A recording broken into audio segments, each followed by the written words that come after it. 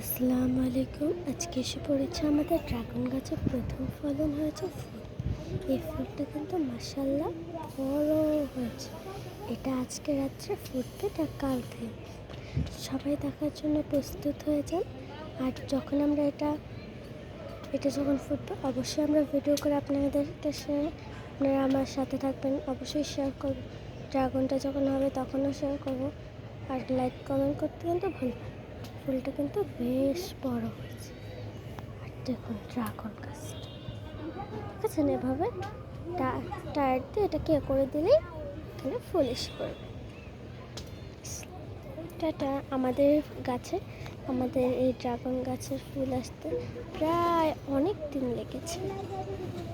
Tata. আসসালামু আলাইকুম। আজকের ভিডিওটা ছোট্ট করে করলাম।